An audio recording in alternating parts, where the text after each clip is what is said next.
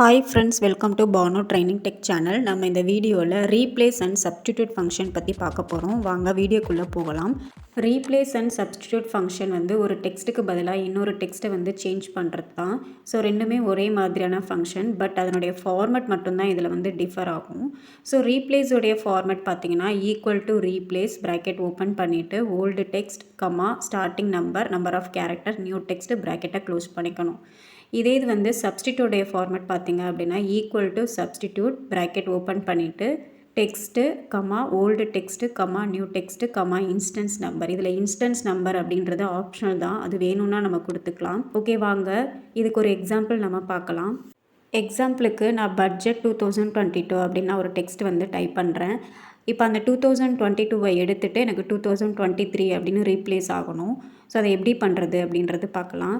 So அதுக்கு equal to replace அப்படின்னு கொடுத்துட்டு bracket old text. So old text அந்த பட்ஜெட் 2022ன்றது தான் old text comma starting number. So அப்போ அந்த 2022ல் அந்த 2ன்றது எங்கே ஸ்டார்ட் ஆகுதோ அதான் ஸ்டார்டிங் நம்பர். ஸோ அந்த 2ன்றது 8th பிளேஸில் நமக்கு ஸ்டார்ட் ஆகுது. ஸோ ஸ்பேஸையும் இதில் எடுத்து கவுண்ட் பண்ணோம். ஸோ அப்போ 2ன்றது 8th பிளேஸில் ஸ்டார்ட் ஆகுது கமா அந்த 8th பிளேஸ்லேருந்து எத்தனை கேரக்டர். ஸோ அந்த 8th பிளேஸ்லேருந்து மொத்தம் 4 கேரக்டரை ரிமூவ் பண்ணிவிட்டு 2023 அப்படின்ற டெக்ஸ்ட்டு ரீப்ளேஸ் பண்ணணும். ஓகேங்களா? தென் சப்ஸ்டிடியூட் ஃபங்க்ஷன் ரொம்பவே easy. So equal to substitute கொடுத்துட்டு text comma old text comma new text தான் கொடுக்க போகிறோம்.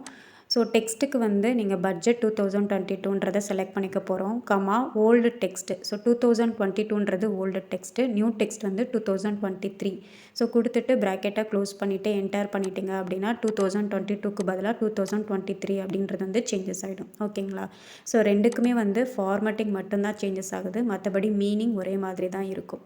ஓகேங்களா? இந்த வீடியோ உங்களுக்கு யூஸ்ஃபுல்லாக இருக்கும் அப்படின்னு நம்புகிறேன். இந்த வீடியோ உங்களுக்கு பிடிச்சிருந்துச்சு அப்படின்னா லைக் பண்ணிக்கோங்க.